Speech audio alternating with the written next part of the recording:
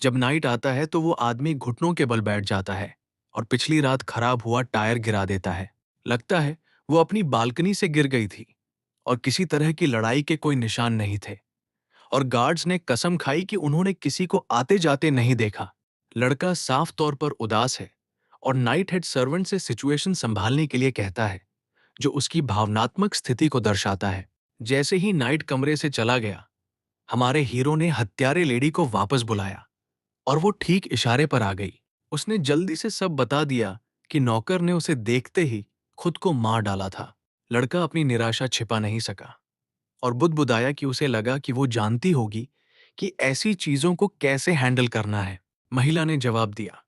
उसने कहा कि उसने टायर को रस्सियों से कसकर बांधा था, लेकिन चालाक नौकर ने उसके नकली दांत में जहर छिपा दिया था और जब वो जहर से मर गई तो उसने नौकर को बालकनी से फेंक दिया ताकि ये एक एक्सीडेंट लगे। हालांकि उसकी पूछताछ एक बंद रास्ते पर आ गई थी, फिर भी उसने अपने क्लीवेज से एक और नोट निकाला और बताया कि उसे अपार्टमेंट में यही पता चला। एक शरारती मुस्कान के साथ वो बताती है कि भेजने वाले ने टायर को बिग सिस्टर कहा था और समुद्र के किनारे के नज़ारे का बहुत जिक्र किया था। वो इशारा करती है कि हो सकता है कि क्लियर वाटर की तीसरी राजकुमारी ही सब कुछ संभाल रही हो। उसे शक है कि प्रिंसेस गार्सिया विंबलडन ने टायर परिवार को बंधक बना लिया है और हमारे हीरो को खत्म करने के लिए उसे मोहरे की तरह इस्तेमाल कर रही है। टायर ने जिस तरह से चीजों को खत्म करने का फैसला किया, उसे देखते हुए ऐसा लगता है कि यहां आने से पहले उसे कई सालों तक ट्रेनिंग दी गई थी। लड़के को बहुत निराशा होती है कि उसके अपने भाई बहन ताज के लिए एक दूसरे को खत्म करने में इतनी जल्दी करते हैं। अचानक अंदर की औरत हमारे हीरो के कान के पास झुकती है और फुसफुसाती है कि उसे जाना होगा क्योंकि कोई उनकी तरफ आ रहा है। लड़का थोड़ा शर्मा जाता है, शायद उसकी शर्ट पर उसके अटैचमेंट को देखकर, और फिर वो हवा में गायब हो जाती है। तभी बूढ़ा कौंसल कुछ अच्छी खबर लेकर आता है। बहुत से लोगों ने दानव महीनों के दौरान दानवों से लड़ने के लिए अपनी मर्जी से आगे आए हैं। इससे राजकुमार के चेहरे पर बड़ी मुस्कान आ जाती है और वो तय करता है कि उसे खुद जाकर ये सब देखना चाहिए। लेकिन वहां जाने से पहले बूढ़ा आदमी सच में पूछता है कि क्या वो सच में चाहता है कि ये लोग रेगुलर राक्षसों का सामना करें। बाहर निकलने के बाद हमारा हीरो भी निराश हो जाता है और देखता है कि कंसल्टेंट की चिंताएं सही थीं।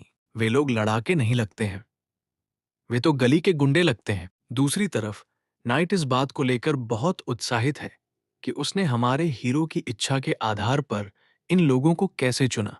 लेकिन इन बेचारे लोगों को उनके कमजोर शरीर के साथ देखकर ये साफ है कि ये नाइट पूरी तरह से चूक गया है। राजकुमार बस अपने चेहरे पर हाथ मारता है और ऐसा लगता है कि हमारे हीरो को उससे बहुत उम्मीदें थीं, जिसके लिए लोग मुश्किल से गुजारा करते हैं। कंसल्टेंट भी आम लोगों के बजाय दूसरे रिक्रूट्स पर विचार करने का सुझाव देता है, लेकिन हमारा हीरो वैसे भी उनका इस्तेमाल करने पर अड़ा हुआ लगता है, जैसे उसने पहले ही कोड क्रैक कर लिया हो। हमारे हीरो का मानना है कि जब ताकत की बात आती है तो एक मजबूत सेना बनाने के लिए सब कुछ लोगों पर निर्भर करता है, चाहे वे पुराने जमाने की तलवारें इस्तेमाल कर रहे हों या मॉडर्न टेक। नाइट कल से तलवार की ट्रेनिंग शुरू करने का सुझाव देता है, लेकिन हमारा हीरो उसे टाल देता है। इसके बजाय वो नाइट उन्हें ग्रुप में आने के लिए कहता है, फिर जॉगिंग ट्रेल पर निकल जाता है। वो उससे ये भी कहता है कि वो पहले वाली लोहे की शिकारी कुल्हाड़ी भी साथ ले आए और नाइट को आराम से बैठकर शो का मजा लेने का सुझाव देता है। दोपहर तक शिकारी हमारे हीरो के साथ हो लिए, लेकिन नाइट इस नए तरीके की ट्रेनिंग से ज्यादा खुश नहीं है। योद्धा परंपरा वाले परिवार से होने के कारण उन्हें समझ नहीं आता कि इन लोगों को सिर्फ सुबह सुबह खड़े रहने के लिए अंडे क्यों दिए जा रहे हैं, खासकर अंडे, क्योंकि वे बहुत महंगे हैं। एक बार फिर हमारा हीरो उसे चिल करने और शो का मजा लेने के लिए कहता है, जैसे उसे पहले से पता है कि आप कुछ मिडिल एज के महीनों में एक टॉप नॉच आर्मी नहीं बना सकते और वो मसल्स वाला है, ऐसे जानवरों के पीछे नहीं जो अपने नंगे हाथों से दुश्मनों को चीर सकें। उसे बस अनुशासित सैनिक चाहिए। वो कॉलेज में सीखी मिलिट्री टेक्निक का इस्तेमाल करके जल्दी रिजल्ट पाने की कोशिश कर रहा है। उन्होंने देखा है कि इस तरीके से लोग कितनी जल्दी एक हो सकते हैं और उन्हें यकीन है कि ये लोग भी ऐसा ही करेंगे। थोड़ी देर बाद गाड़ियां आ जाती हैं और लोग अंडे लेने के लिए बेसब्री से लाइन में लग जाते हैं। लोग अभी भी इनाम के तौर पर अंडे के विचार को समझ नहीं पा रहे हैं। नाइट सबका ध्यान खींचने के लिए जोर से अपनी प्लेट बजाता है और उन चारों को लाइन में लगने का ऑर्डर देता है। उन्होंने नियम बनाया कि खाना एक के बाद एक दिया जाएगा और जो बचेगा उसे आखिर तक इंतजार करना होगा। जब सब लोग लाइन में लगते हैं तो घबराहट और कंप्लायंस का मिक्स होता है, लेकिन उन्हें अपने लक्ष्य की प्राप्ति के लिए एकजुट होना होगा। इस बीच नाइट अभी भी हैरान है कि राजकुमार इन लोगों को ये बेसिक बातें सिखाने की जहमत क्यों उठा रहा है। अचानक भीड़ में बड़बड़ाहट और बातें होने लगती हैं और वे आयरन एक्स के नारे लगाने लगते हैं, जो इन इलाकों में काफी प्रसिद्ध लगता है। राजकुमार लंच के बाद ब्रेक की घोषणा करते हैं, जिसके बाद शहर में गार्ड बैरक का दौरा करते हैं। आयरन एक्स को उनका कैप्टन बनाया गया है और उसे सभी को टेंट लगाना सिखाने का काम दिया गया है। जैसे ही हमारा हीरो बोलना खत्म करता है, राजकुमार के बारे में गॉसिप शुरू हो जाती है कि उसने किसी आयरन एक्स जैसे आदमी को अपनी प्लाटून का इंचार्ज बना दिया है। सबको शांत करने के लिए वो उन्हें याद दिलाता है कि आयरन एक्स लोकल नहीं है, ठीक वैसे ही जैसे चुड़ैलें ग्रे कैसल की नहीं है। हमारा हीरो इस बात पर जोर देता है कि बॉर्डर टाउन में सभी के साथ एक जैसा बर्ताव किया जाता है, चाहे वे कहीं से भी हों। जब तक वे क्रिमिनल नहीं हैं, उनका यहां वेलकम है। प्रिंस एक बहुत लंबी शीट खोलता है, जो आपकी एवरेज ग्रोसरी लिस्ट से भी लंबी होती है, और चीफ नाइट से कहता है कि कैप्टन कौन बनेगा, इस पर नहीं, बल्कि इन रूल्स पर ज्यादा ध्यान दे। उन्होंने जोर देकर कहा कि अगर सभी को खाने में रोजाना अंडा चाहिए, तो उन्हें ये नियम याद रखने और उनका पालन करने की जरूरत है। चीफ नाइट डिनर के बाद टीचर काल से मिलने के विचार पर सिर खुजलाता है और जोर से सोचता है कि पढ़ना और लिखना राक्षसों से लड़ने में कैसे मदद करेगा। लेकिन राजकुमार ने उनकी चिंताओं को नजरअंदाज कर दिया और कहा कि एक पढ़ी लिखी सेना हमेशा ज्यादा असरदार होती है। उनके अनुसार इतिहास ने ये बात कई बार साबित की है। हम बॉर्डर टाउन के सिटी हॉल में हैं। वहां हम अपने हीरो को अपने कमरे से लड़खड़ाते हुए बाहर आते देखते हैं, अभी भी आधा सोया हुआ। अचानक नाइटिंगेल कहीं से आ जाती है और उसे उसकी आजकल बहुत ज्यादा सोने की नई आदत के बारे में चिढ़ाती है। ऐसा लगता है कि उसने हमारे हीरो का नाश्ता खाकर अपनी भी मदद की है। बेशक लड़का उसे अपना नाश्ता करते हुए और बिना उसकी इजाजत के अंदर आते देखकर ज्यादा खुश नहीं लग रहा है। फिर वो जोर से सोचने लगता है कि क्या उसे कभी रॉयल्टी के आसपास ज्यादा सलीके से रहना नहीं सिखाया गया। जैसे ही वो अपनी सीट पर बैठते हैं, महिला इज्जतदार मुद्रा अपनाती है और पूछती है कि क्या वो काफी विनम्र है। फिर वो यूं ही कहती है कि उसे पता है कि राजकुमार को वो सब फैंसी फालतू की तहजीब पसंद नहीं है। लड़का ये देखकर हैरान रह जाता है कि उसे पता है कि उसे वास्तव में क्या पसंद है। वो आह भरता है और उससे कहता है कि वो पूरा नाश्ता खा ले, ताकि वो कम से कम परोसने के लिए कह सके। दूसरी ओर वो भोजन में कूद पड़ती है, जबकि राजकुमार अपने नए ब्लूप्रिंट्स को पलटना शुरू कर देता है। फिर महिला ने उत्सुकता से पूछा कि वो आजकल इतनी सारी आइसन क्यों ऑर्डर कर रहा है, क्योंकि सर्दी तो पहले ही खत्म हो चुकी है। और अगर हमारा हीरो अपनी विस्की को ठंडा करना चाहता है, तो वो बस अपनी ड्रिंक बाहर रख देता है। प्रिंस रोनाल्ड अपनी पूरी खुली ऑर्डर बुक देखकर ये महसूस करता है कि उसने हाल ही में जो ऑर्डर दिए थे, उन्हें वो पहले ही देख चुका है। तो वो ये बात बता देता है कि वो चीज बनाने की कोशिश कर रहा है, और ऐसा करने के लिए उसे चीजों को फ्रीजिंग से नीचे रखना होगा। जबकि लड़की हमारे हीरो के स्मार्ट आइडियाज की तारीफ करती है। हमारे हीरो के मन में हमें पता चलता है कि उसने उसे चीज बनाने के बारे में झूठ बोला है, क्योंकि वो कुछ और भी कॉन्फिडेंशियल बना रहा है, जिसके बारे में वो उसे बताना नहीं चाहता, क्योंकि उसे उस पर उतना भरोसा नहीं है जितना उसे ऐना और नाना पर है। वो अपने असली राज बताने से पहले उसके बारे में और जानकारी इकट्ठा करना चाहता है। लगता है कि उनका ध्यान बंदूकें बनाने पर है, जिन्हें स्टीम इंजन बनाने से ज्यादा आसान है। उन्हें डर है कि अगर किसी को उनके तरीकों का पता चल गया, तो इससे उनके बड़े प्लान बुरी तरह से पटरी से उतर सकते हैं। इसके अलावा उन्होंने जो आइसेंस ऑर्डर किया था, उसे वास्तव में सॉल्ट पीटर के नाम से जाना जाता है। ये एक ऐसी चीज है जिसका इस्तेमाल अमीर लोग गर्मियों में पेय पदार्थों को ठंडा करने के लिए करते हैं। और ये नाम एसॉन्स सिर्फ अमीर लोगों द्वारा दिया गया एक फैंसी नाम है। लेकिन जरूरी बात यह है कि सॉल्ट पीटर गन पाउडर बनाने में एक जरूरी चीज है, जिससे उसकी एक्टिविटीज में सीक्रेसी की एक और लेयर जुड़ जाती है। फिर लड़का बातचीत का रुख बदलते हुए पूछता है कि क्या चुड़ैलें पवित्र पर्वत की खोज के अलावा हत्यारों को भी ट्रेनिंग देती हैं? महिला ने बताया कि वे अजीब लोगों का एक ग्रुप है जो पवित्र पर्वत को खोजने के अपने सपने के कारण साथ आए थे, और वो लगभग 2 साल पहले ही विच कॉपरेशन एसोसिएशन में शामिल हुई थी। ये सुनकर लड़का पूछता है कि क्या एसोसिएशन में शामिल होने से पहले वो किसी और के लिए काम करती थी, और सोचता है कि क्या ऐसे लोग भी हैं जो चुड़ैलों को मानते हैं। अपनी प्लेट नीचे रखते हुए महिला इस विचार पर हंसती है और इसे हास्यास्पद कहती है, जो उसके मजाकिया स्वभाव को दर्शाता है।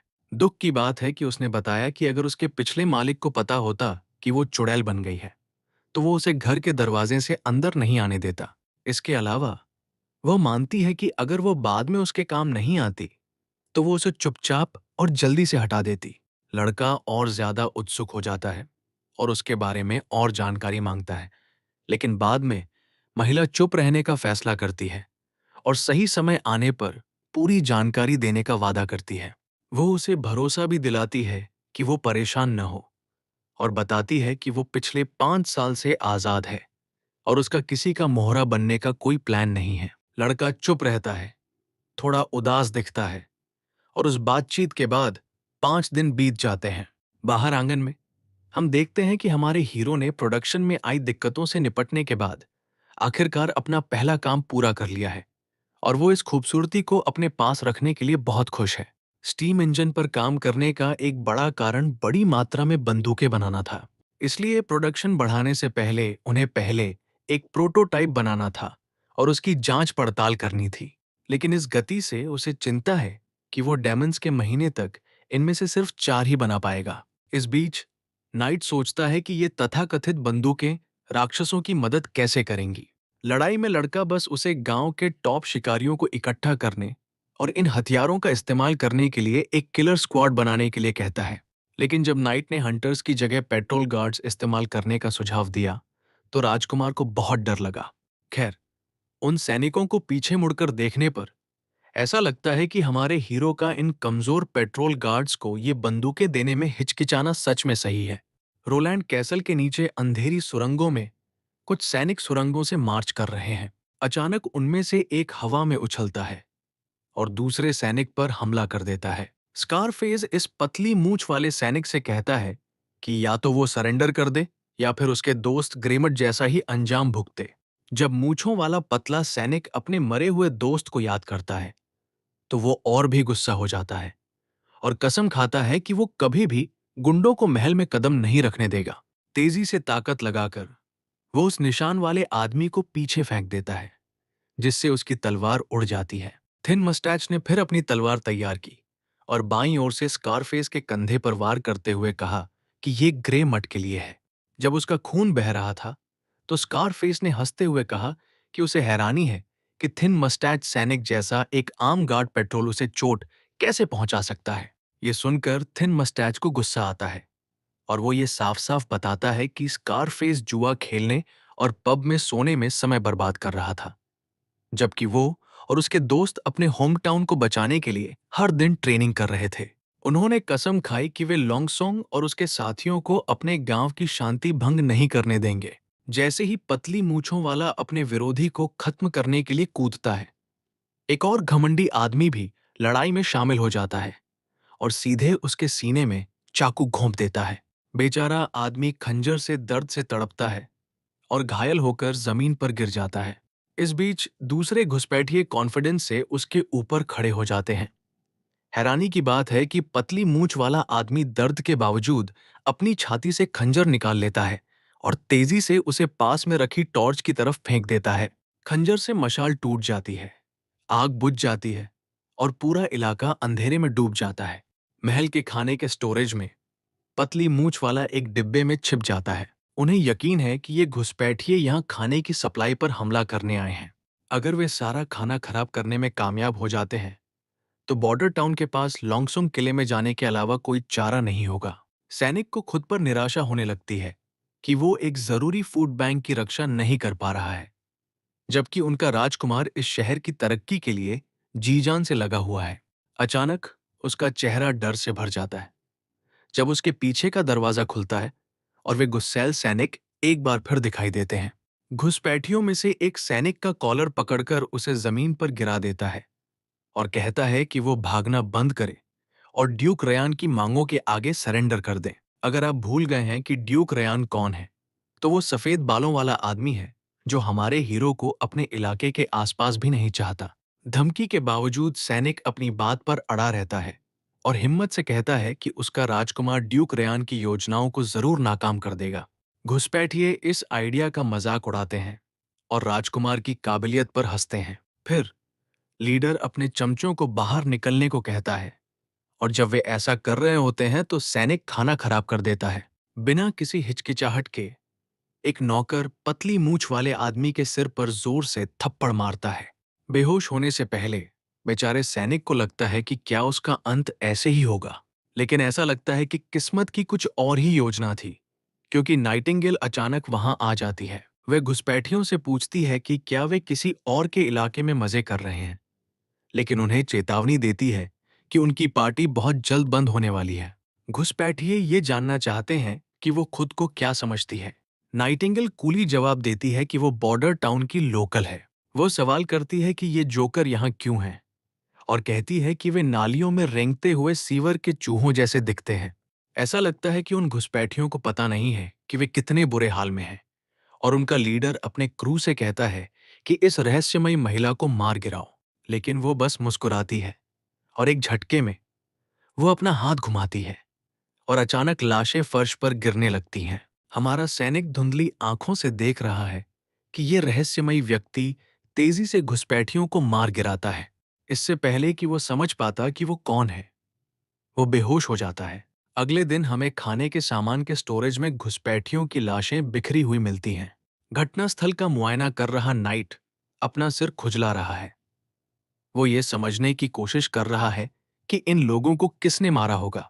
वो जानता है कि पतली मूंछ वाला आदमी अपनी चोटों के कारण ऐसा नहीं कर सकता था। सबसे ज्यादा संभावना ये है कि कोई बाहरी व्यक्ति बिना किसी बैकअप के जरूरत पड़ने पर अंदर आ गया हो। उनकी चालें इतनी चालाक थीं कि दुश्मनों के पास कोई मौका नहीं था और पीछे कोई गंदगी नहीं बची, कोई खून या बैरल नहीं गिरा, वहां एक खरोंच तक नहीं है। अचानक उसे लगा कि आसपास कोई ऐसा जरूर होगा जिसे तलवार चलाने का बहुत ज्ञान हो।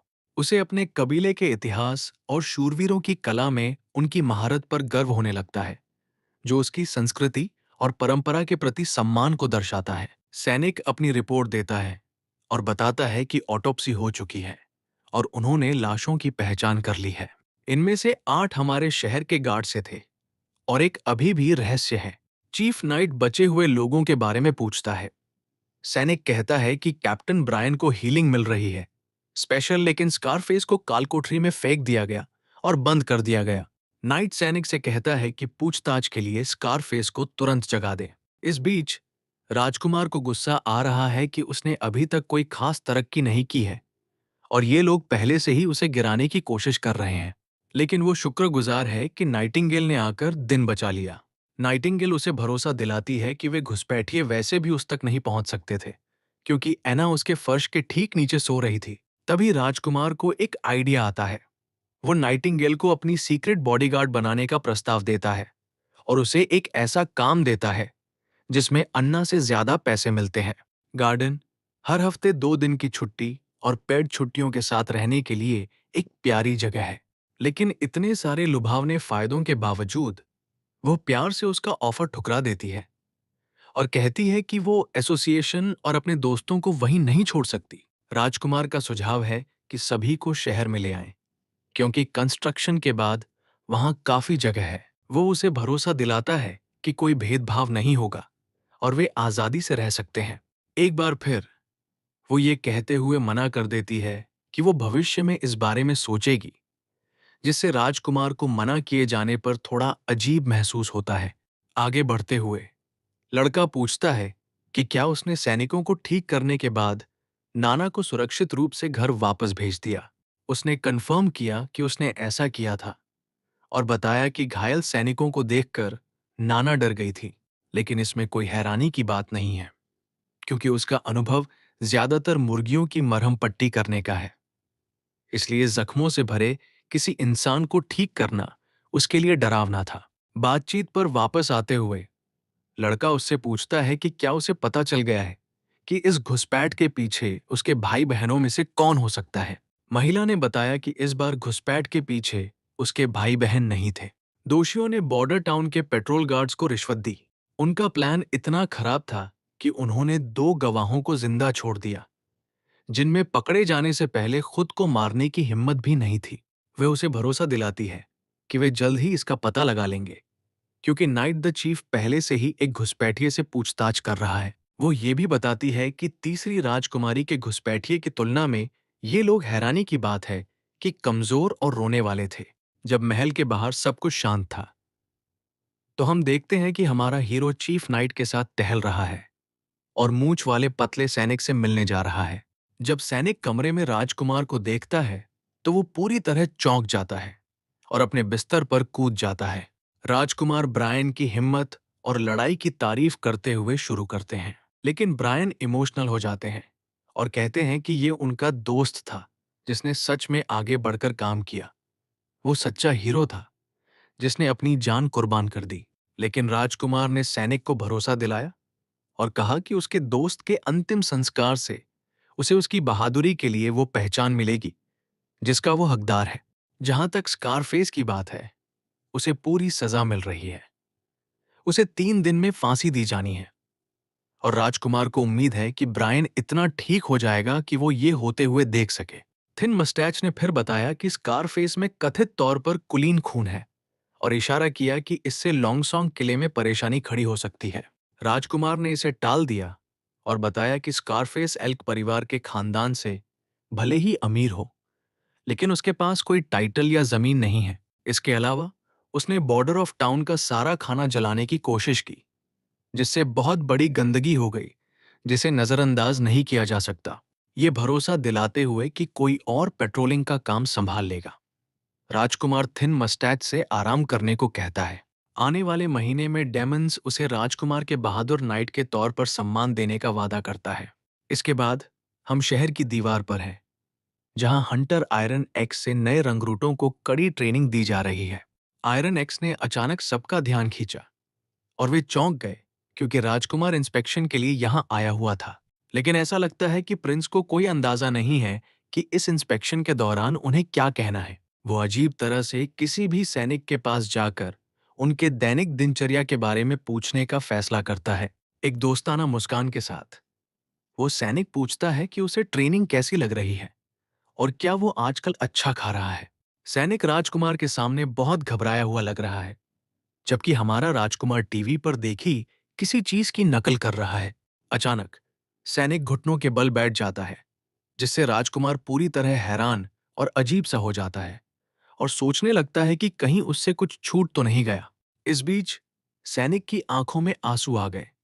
सिर्फ वो ही नहीं, बल्कि हर कोई इस बात से बहुत खुश है कि राजकुमार खुद उनसे मिलने आया। लड़का आगे बढ़कर सैनिक से कहता है कि वो अपने पैरों पर खड़ा हो जाए और अपनी स्थिति को सुधारे। ऐसा लगता है कि हमारे हीरो ने जो भी अच्छा खाना उन्हें खिलाया, उससे सैनिकों का हौसला बढ़ गया है। फिर राजकुमार सबको याद दिलाता है कि अगर उनके पास कोई सुझाव या शिकायत है, तो वे बोल सकते हैं, और वादा करता है कि वो पक्का करेगा कि सबको खाना मिले। अचानक पहले वाला शर्मीला बच्चा बोल पड़ता है। उनका कहना है कि उनकी सिविलियन आर्मी में सैनिकों की संख्या काफी नहीं है और जिस तरह से वे ट्रेनिंग ले रहे हैं, उसे देखते हुए उन्हें चिंता है कि जब राक्षस हमला करेंगे तो उनके सामने उनका कोई मुकाबला नहीं होगा। चारों ओर फुसफुसाहट और बड़बड़ाहट होने लगती है। हर कोई एक ही बात सोच रहा है और सोच रहा है कि क्या राजकुमार राक्षसों से लड़ने के लिए किराए के सैनिक रखने का प्लान बना रहा है। लेकिन हीरो हाथ के इशारे से उन्हें बीच में ही रोक देता है और बड़ी मुस्कान के साथ सैनिक से उसका नाम पूछता है। सैनिक वैनर घबराकर जवाब देता है। हमारा हीरो वैनर की तेज नजर के लिए उसकी तारीफ करता है और इस बात से सहमत होता है कि पूरी दीवार की रक्षा के लिए सिर्फ आम सेना पर निर्भर रहने का कोई मतलब नहीं है। हालांकि वो बताते हैं कि डेमन सिर्फ म्यूटेटेड जानवर हैं, इंसानों जितने स्मार्ट नहीं हैं। और आयरन एक्स ने उन मॉन्स्टर्स से सीधे मुकाबला करके ये साबित कर दिया है। आयरन एक्स सहमति में सिर हिलाता है, कहता है कि वे जीव बिल्कुल वैसे ही हैं जैसा राजकुमार ने बताया था, लेकिन वो मानता है कि हाइब्रिड एक बिल्कुल अलग चीज है जो कुल मिलाकर एक ज्यादा मुश्किल चुनौती पेश करती है। राजकुमार को ये आइडिया आता है कि बाढ़, खाई और पहाड़ियां सोच समझकर लगाएं ताकि बेवकूफ जानवर उनके बनाए जाल में फंस जाएं। उन्हें लगता है कि ये काम करेगा क्योंकि ये जीव बहुत सीधे साधे होते हैं। बायरोनैक्स अभी भी इन जानवरों के बहुत करीब जाने को लेकर चिंतित है और उनकी सुरक्षा के लिए उपाय ढूंढ रहा है। उनका कहना है कि अगर जरूरत पड़ी तो भाले और धनुष उनके लिए काम नहीं आएंगे। हमारा हीरो मुस्कुराता है और मान जाता है, ये जानते हुए कि पारंपरिक हथियारों से काम नहीं चलेगा। इसीलिए उसने ये नए हथियार बनाए हैं जो बख्तरबंद नाइट्स की पूरी टीम से भी ज्यादा भरोसेमंद हैं। भीड़ इन नए खिलौनों को देखने के लिए उत्साहित है। हम टेस्टिंग ग्राउंड पर हैं और अचानक एक जोरदार धमाका होता है जिससे पूरी जगह हिल जाती है। हमारा हीरो बहुत खुश है कि उसका गनपाउडर इन्वेंशन जादू की तरह काम कर गया, लेकिन बाकी लोग तो बस घबरा गए हैं। आयरन एक्स तो यहां तक कहता है कि ये धमाका भगवान का गुस्सा है। धमाके से जमीन में एक बड़ा छेद हो जाता है और इस प्रोसेस में टेस्ट रैबिट भी मर जाते हैं। राजकुमार ने सबसे कहा कि वे उठें और टेस्ट डेटा इकट्ठा करने के लिए हर चीज को ध्यान से देखें। हमारा हीरो इस बात से बहुत खुश है कि वे कुछ चीजों को सही अनुपात में मिलाकर इतना शक्तिशाली हथियार बना सकते हैं। ब्लास्ट से सब कुछ खत्म हो जाने के बाद शिकारी ने कहा कि अगर ये बुरा लड़का काम कर रहा होता तो उन्हें मॉन्स्टर्स की चिंता करने की जरूरत नहीं होती। लेकिन राजकुमार उन्हें याद दिलाता है कि राक्षसों के महीने से पहले उनके पास पर्याप्त बारूद नहीं होगा। फिर भी वो उत्साहित हैं कि वे इससे निपट सकते हैं, ज्यादातर बंदूकों और क्रॉसबो पर भरोसा करते हुए और गनपाउडर को अपना ट्रम्प कार्ड बनाए रखते हुए। अगले सीन में नाइटिंगेल दिखाती है कि दुनिया उसे कैसी दिखती है, बस ब्लैक एंड व्हाइट, बिना किसी साफ बाउंड्री के। वो अपना नजरिया बदलकर ऐसे रास्तों से गुजरती है जो सामान्य सीमाओं को तोड़ते हैं। ऊपर, नीचे, बाएं और दाएं फिक्स्ड नहीं हैं, टकराते हैं, अलग हो जाते हैं या ओवरलैप करते हैं। इन हमेशा बदलती लाइनों पर चलने से उसे बर्ड्स आई व्यू मिलता है जिससे वो किसी भी चीज को पार कर सकती है। काले और सफेद के अलावा वो कुछ अन्य रंग भी देख सकती है। उदाहरण के लिए, चुड़ैलें जादू का सार हैं और वो उनके शरीर में जादू के बहने और खत्म होने को महसूस कर सकती है। इस दुनिया में सिर्फ चुड़ैलों के पास ही कुछ अद्वितीय क्षमताएं होती हैं और ऐना का जादू अपने चमकीले, गहरे रंगों के साथ सबसे अलग दिखता है। अचानक अन्ना उसे बाहर बुलाती है और नाइटिंगेल असली वैन दुनिया में वापस आ जाती है। एना पूछती है कि नाइटिंगेल यहाँ क्या कर रही थी। नाइटिंगेल आसानी से बात बदल देती है और बताती है कि वो कुछ फिश केक लाई है। इन ट्रीट्स को देखकर एना का चेहरा खुशी से खिल उठता है, लेकिन नाइटिंगेल हिचकिचाती है और कहती है कि उसे पहले अपने हाथ धोने हैं। पानी के बजाय एना अपने हाथों को साफ करने के लिए अपनी आंख जैसी शक्तियों का इस्तेमाल करती है, जिससे महिलाएं बहुत प्रभावित होती हैं। तभी नाइटिंगेल को एहसास होता है कि उनके ग्रुप में एना ही एकमात्र ऐसी चुड़ैल है जिसके पास ऐसी अविश्वसनीय शक्तियां हैं। ये एहसास उसे डर और दुख से भर देता है, ये जानते हुए कि ऐसी मजबूत काबिलियत रिस्क के साथ आती है। राक्षसों का महीना आने वाला है। उसे चिंता है कि एना को अपनी जवानी के दौरान बहुत ज्यादा दर्द सहना पड़ेगा। नाइटिंगेल ने प्यार से सुझाव दिया कि अन्ना को एसोसिएशन में शामिल होना चाहिए, जहां दूसरी चुड़ैलें भी उसका साथ दे सकती हैं। वो अन्ना को भरोसा दिलाती है कि हर कोई उनके बीच किसी ऐसे शक्तिशाली व्यक्ति को पाकर बहुत खुश होगा। लेकिन फिर नाइटिंगेल का लहजा गंभीर हो जाता है जब वो अन्ना से कहती है कि शायद वो इस सर्दी में ये काम न कर पाए। अन्ना ने नाइटिंगेल से पूछा कि एसोसिएशन में शामिल होने से पहले वो कहाँ रहती थी। बुलबुल जवाब देती है कि वो पूर्व में एक बड़े शहर में रहती थी, राजधानी से बहुत दूर।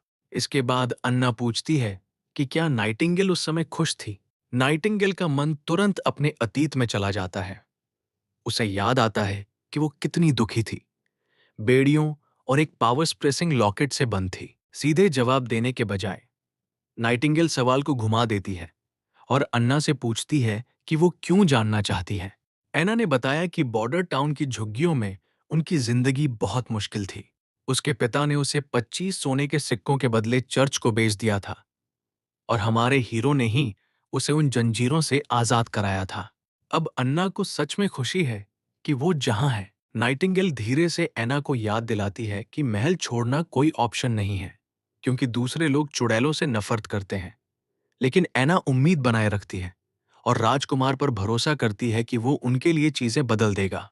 अचानक उनकी बातचीत बंद हो जाती है जब नाना अंदर आती है और उसके सामने दरवाजा बंद कर देती है।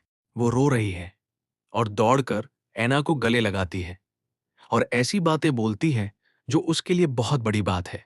इस बीच हमारा हीरो गहरी नींद में है, बहादुरी के कारनामों के सपने देख रहा है और तभी नाइटिंगेल उसे बुरी तरह जगा देती है। वो बहुत गुस्से में है और उस सोए हुए आदमी को बताती है कि नाना के पिता आ रहे हैं और उसे शक है कि वो एक चुड़ैल है। नाना का राज खुल जाने की बात सुनकर राजकुमार हैरान हो जाता है और तुरंत एक्शन में आ जाता है। उसे उम्मीद है कि अब उसके पास नाना को महल में रखने का मौका है। वो सोचता है कि जब अमीर आदमी को पता चलेगा कि उसकी बेटी एक चुड़ैल है तो वो कैसे प्रतिक्रिया करेगा। क्या वो राजकुमार से उसे रहने देने और उसका राज रखने की गुजारिश करेगा। जब हमारा हीरो आखिरकार बाहर निकलता है तो असलियत उसकी सोच से बहुत दूर होती है। नाना के पिता गुस्से में हैं और अपनी बेटी को तुरंत वापस करने की मांग कर रहे हैं, जो उनके प्यार और चिंता को दर्शाता है। जब वे अपनी सीटों पर बैठ जाते हैं तो नाना के बेचैन पिता उसे अपने पास बुला लेते हैं। छोटी लड़की डर जाती है और पूछती है कि क्या वो उसे चर्च को बेचने की प्लानिंग कर रहा है। वो आदमी बहुत खुश हो जाता है और कहता है कि चर्च कभी भी उसके जैसे बेवकूफ को नहीं अपनाएगा, इसलिए उसे अपने पिता के पास वापस लौट जाना चाहिए। लेकिन हमारा हीरो बीच में आता है और उसे याद दिलाता है कि उसकी बेटी एक चुड़ैल है, जो उसकी असली पहचान को उजागर करता है। वो आदमी इस बात पर यकीन करने से साफ मना कर देता है और जब नाना खुद कंफर्म करती है कि वो एक चुड़ैल है, तब भी पिता बहुत गुस्सा हो जाता है और कहता है कि शायद टीचर कार्ल किसी दूसरी लड़की को चुड़ैल कह रहा है। हमारा हीरो अन्ना को सिर हिलाकर अपनी जादुई शक्तियों को दिखाने का इशारा करता है। वो तुरंत ऐसा कर देती है जिससे बूढ़ा आदमी जादू टोना देखकर हैरान रह जाता है। हमारा हीरो उसे शांत रहने के लिए कहता है और भरोसा दिलाता है कि वे सब कुछ कर सकते हैं। आखिरकार पिता को समझ आने लगता है कि उसकी बेटी यहाँ सिर्फ अपनी जादू टोने की शक्तियों का अभ्यास कर रही है। लेकिन हमारे हीरो को इस बात से डर लगता है कि उसके पिता उसे छोटी लड़कियों को महल में बुलाने के लिए पीडोफाइल समझते थे। फिर लड़का काम पर लग जाता है और बताता है कि नाना के पास हीलिंग की ऐसी काबिलियत है जो बॉर्डर टाउन में घायलों को ठीक करने में बहुत काम आ सकती है। लेकिन कपड़े पहने पिता मिस्टर पाइन विनम्रता से मना कर देते हैं, क्योंकि उन्हें अपनी बेटी की सुरक्षा की चिंता है। अगर वो यहीं रहती है। हमारे हीरो ने बताया कि मौके अक्सर खतरों के साथ आते हैं और बताया कि उसने जो सुना है उसके हिसाब से नाना के दादा और मिस्टर पाइन के पिता साहसी शूरवीर थे। पाइन परिवार के कुलीन वंश का संबंध उनके दादा के बहादुरी भरे कामों से है। मिस्टर पाइन इस बात से सहमत हैं और गर्व से याद करते हैं कि कैसे उनके पिता ने एक बार एक बहुत ताकतवर राक्षस का सामना किया था और उसे हरा दिया था। उसने इसे साबित करने के लिए अपने फायरप्लेस पर राक्षस का बड़ा सींग भी लटका रखा है। लेकिन फिर हमारा हीरो बताता है कि पाइन परिवार अब पहले जितना मशहूर नहीं रहा। पाइन परिवार अब सिर्फ एक वर्किंग क्लास नागरिक है जिसे वे दुख के साथ मानते हैं, लेकिन वे अपनी जिंदगी को बेहतर बनाने के लिए संघर्ष कर रहे हैं। फिर उसे पाइन के खुरदुरे और कठोर हाथ दिखाई देते हैं, जो इस बात का सबूत है कि मिस्टर पाइन ने ऐसा किया था। पाइनअप ने अपनी योद्धा वाली भावना नहीं छोड़ी है और अभी भी अपनी तलवारबाजी की स्किल्स को बेहतर बनाने के लिए रोजाना ट्रेनिंग करता है। इसलिए वह चालाकी से पाइन को बॉर्डर की रक्षा में शामिल होने का सुझाव देता है और उसे एक सच्चा रईस बनने के लिए काफी जमीन देने का वादा करता है। इस लुभावने ऑफर के बावजूद पाइन रिस्क लेने को तैयार नहीं है और नाना को खतरे में देखने के बजाय उसे लॉन्गसोंग किले में भेजना पसंद करता है। हमारे हीरो ने लॉन्गसोंग को याद दिलाया कि फोर्ट्रेस बॉर्डर टाउन जितना सुरक्षित नहीं है। चर्च की आंखें और कान हर जगह हैं। अगर नाना के बारे में सच बाहर आ गया तो वो भी उसे नहीं बचा पाएगा। वो मुसीबत की हालत में लॉन्गसोंग तक जल्दी वापसी के लिए एक छोटी नाव तैयार करने का वादा करता है, जिससे नाना और अन्ना की सुरक्षा पक्की हो जाएगी। आखिर में बूढ़े आदमी ने राजकुमार पर भरोसा किया, इज्जत से सिर हिलाया और हमारे हीरो के मकसद के लिए लड़ने की अपनी वफादारी का वादा किया। सब लोग राहत की सांस लेते हैं और मुस्कुराते हैं, लेकिन ऐना मुंह बनाती है और हमारे हीरो पर गुस्सा दिखाती है कि उसने उसे भेजने के बारे में सोचा भी था। वो साफ साफ कहती है कि वो कहीं नहीं जा रही है। अगले दिन बूढ़ा कांस्टेबल बहुत परेशान होकर आता है कि उन्होंने अपना सारा पैसा हथियारों और आर्मी ट्रेनिंग पर उड़ा दिया है। वो परेशान है कि अगर कुछ और महीनों तक हालात ऐसे ही रहे तो पक्का सब भूखे मर जाएंगे। लड़का खुद को थप्पड़ मारता है और उसे अपने बजट के लिए अपनी बचत का इस्तेमाल करने की इजाजत देता है। बूढ़ा आदमी मान जाता है, लेकिन शिकायत करता है कि इससे उनकी लंबे समय की समस्याएं हल नहीं होंगी। राजकुमार कंधे उचकाता है और कहता है कि अगर डिफेंस फेल हो गया तो वे जल्द से जल्द शहर खाली कर देंगे।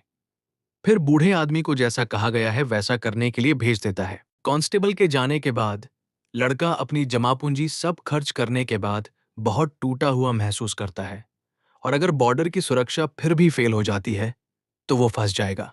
फिर जब नाइटिंगेल फिर से आती है तो उसका मूड अच्छा हो जाता है। महिला ने तुरंत बताया कि उसने शहर छोड़ने के बारे में बूढ़े आदमी से झूठ बोला था, जो उसके लिए एक बड़ा निर्णय था। राजकुमार तुरंत अपना झूठ मान लेता है, क्योंकि वो पहले से ही डरे हुए शहर के लोगों में परेशानी नहीं फैलाना चाहता। नाइटिंगेल ने उन्हें सलाह दी कि वे राजनीति पर तनाव लेने के बजाय अपना समय अन्ना के साथ बिताएं। वो अपना डर बताती है कि ऐना शायद ज्यादा दिन नहीं रहेगी, लेकिन लड़का जोर देता है कि वो बच जाएगी, क्योंकि उसने उन शैतानों को हर कीमत पर हराने का वादा किया है। नाइटिंगेल को आश्चर्य होता है कि वो राक्षसों द्वारा श्रापित एक चुड़ैल पर कैसे भरोसा कर सकता है। लड़का बस कंधे उचकाता है और कहता है कि उसे उस पर विश्वास है, और आगे बताता है कि उसे भी नाइटिंगेल पर भरोसा है। महिला बस हमारे हीरो के पोकर फेस को देखती है और समझ जाती है कि वो झूठ नहीं बोल रहा है। वह सहजता से बताते हैं कि वो बिना किसी अच्छे कारण के झूठ नहीं बोलते और हमेशा सच्चाई का पालन करते हैं। अचानक उन्हें बाहर शोर सुनाई देता है। बुलबुल खिड़की से बाहर देखती है और साफ तौर पर परेशान हो जाती है कि विंटर में बर्फ गिर रही है। वो आ गया है। लड़का हंटर आयरन एक्स और उसकी प्रगति देखने का फैसला करता है। शूटिंग रेंज में आयरन एक्स है और बंदूकों का इस्तेमाल कर एक के बाद एक निशाने लगा रहा है। राजकुमार आता है और ट्रेनिंग के बारे में पूछता है। आयरन एक्स एक बच्चे की तरह खुश हो जाता है और जोश से बताता है कि उसे जो भी बेसिक बातें सिखाई गई थी उन्होंने उन्हें अच्छे से सीख लिया है। राजकुमार हैरान नहीं है, क्योंकि एक योद्धा होने के नाते आयरन एक्स को दिए गए किसी भी हथियार को चलाने में माहिर है। वो आदमी देवताओं के इस लोहे के पाइप की उसकी जबरदस्त ताकत के लिए तारीफ करता है, जो उसकी तकनीकी कुशलता को दर्शाता है। वो दांत पीसते हुए कहता है कि अगर उस हाइब्रिड मॉन्स्टर से लड़ते समय उसके पास यह पाइप होता तो उसका कोई चांस नहीं होता। आयरन एक्स अपने घुटनों पर गिर जाता है। ये देखकर हैरान रह जाता है कि राजकुमार ने उसके जैसे मामूली शिकारी को इतनी खतरनाक ताकत सौंपी, और वादा करता है कि वो अपने राजकुमार को निराश नहीं करेगा। फिर राजकुमार ने अपने मुख्य योद्धा कार्टर से पूछा कि सब कैसा चल रहा है। नाइट थोड़ा सीरियस दिखता है और कहता है कि उन्हें सच में अपनी 2 बंदूकों से ज्यादा की जरूरत है।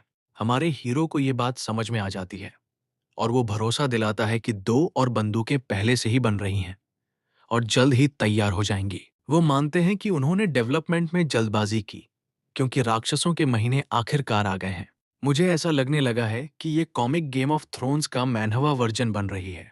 जैसे ही वो शहर की दीवार पर चढ़ता है, सैनिक तुरंत राजकुमार का स्वागत करते हैं। उन्हें सिर झुकाते देखकर हमारे हीरो को शर्म आती है। काश उन्होंने उन्हें कुछ सही मिलिट्री एटिकेट सिखाए होते। शिकारी बताता है कि पहली बर्फबारी के बाद वहां बहुत से राक्षस नहीं होते हैं, लेकिन हमारा हीरो उसे फिर भी सावधान रहने के लिए कहता है। अचानक उन्हें कुछ दिखाई देता है और वहां उन्हें दूर एक राक्षस दिखाई देता है। सैनिक घबरा जाते हैं। उनमें से एक तो ये भी पूछता है कि क्या उन्हें अलार्म बजा देना चाहिए। हमारा हीरो सैनिक से कहता है कि वो खुद फैसला करे, क्योंकि ट्रेनिंग के बाद उसे ज्यादा अनुभव हो गया है। आखिरकार सैनिक अलार्म न बजाने का फैसला करता है और अपना धनुष नीचे रख देता है। हमारे हीरो को ये देखकर राहत मिलती है कि सैनिकों को दी गई उनकी ट्रेनिंग काम आ रही है, क्योंकि राक्षस की मौजूदगी से निपटने में बिना सोचे समझे काम करने के बजाय सावधानी बरतनी चाहिए। जानवर तेजी पकड़ते हुए दीवार की ओर चलना शुरू कर देता है। राजकुमार आंखें सिकोड़कर ध्यान से देखता है। सोचता है कि क्या ये कोई म्यूटेटेड लोमड़ी है। शिकारी सहमत है और बताता है कि जानवर पर हाल ही में भूत सवार हुआ है, इसलिए ये उतना खतरनाक नहीं है। भेड़ियों का सरदार दीवार पर कूदने के लिए तैयार हो जाता है और शिकारी भी जल्दी से हमले के लिए तैयार हो जाता है। चीफ नाइट कार्टर राजकुमार को बचाते हुए आगे बढ़ता है। जैसे ही जानवर उन पर झपटता है, शिकारी एक तीर छोड़ता है जो हवा में उड़ता है और तुरंत जानवर को गिरा देता है। राजकुमार नीचे झांकता है और देखता है कि वो जीव जमीन पर मरा पड़ा है और उसकी मृत्यु का कारण जानने की कोशिश करता है। नाइट ने राहत की सांस ली कि वे बाल बाल बचने से बच गए। इस बीच हमारा हीरो अजीब काले खून को देखता है और सोचता है कि ऐसा क्यों है। वो इस बात से भी आश्चर्यचकित है कि चुड़ैलें शैतानी प्रभाव से बाहर निकल सकती हैं, लेकिन ये जानवर नहीं। लड़का पूछता है कि क्या राक्षस के काटने से कोई व्यक्ति नासमझ भूत बन सकता है। शिकारी ने तुरंत इस विचार को खारिज कर दिया और कहा कि भूत जैसी कोई चीज नहीं होती। हमारा हीरो राहत की सांस लेता है, खुश है कि उसे ज़ॉम्बी तबाही का सामना नहीं करना पड़ेगा। फिर वो पूछता है कि क्या मांस खाने लायक है। ये सुनकर नाइट घबरा गया और उसने पूछा कि राजकुमार श्रापित मांस खाने के बारे में क्यों सोचेगा। शिकारी इस बात से सहमत हो गया और उसे याद आया कि कैसे उसने एक बार शिकार करने वाले कुत्तों को राक्षस के मांस का एक टुकड़ा खिला दिया था, जिससे वे तुरंत मर गए थे। लड़का निराशा में आह भरता है, ये सोचकर कि ये अच्छे मांस की पूरी बर्बादी है। नाइट और शिकारी दोनों हैरान हैं कि राजकुमार असल में उसे खाने के बारे में सोच रहा था, लेकिन हमारा हीरो तुरंत उन्हें याद दिलाता है कि खाना कितना कम हो गया है और ये बहुत अच्छा होता अगर वे उस मांस को खा पाते जिसे वे पकड़ने वाले थे। अचानक एक सैनिक अंदर घुसता है और कहता है कि कोई घायल है।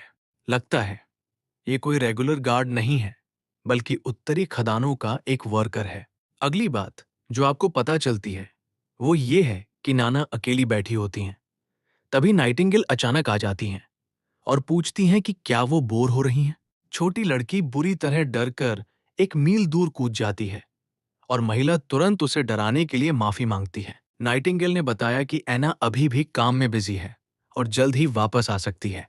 नाना पूछती हैं कि क्या अन्ना अभी भी उन गंदे टीलों से निपट रही है और नाइटिंगेल सहमति में सिर हिलाती है।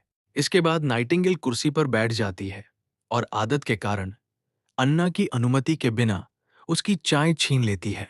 लगता है नाना अपनी नई नौकरी की वजह से थोड़ी उदास महसूस कर रही हैं और अपने परिवार से दूर होने का दर्द सहन कर रही हैं। राजकुमार ने उसे घायल गार्ड को ठीक करने का काम सौंपा है। ऐसा नहीं है कि वो काम करने को तैयार नहीं है, लेकिन घायल सैनिकों को देखकर उसे बहुत दुख होता है।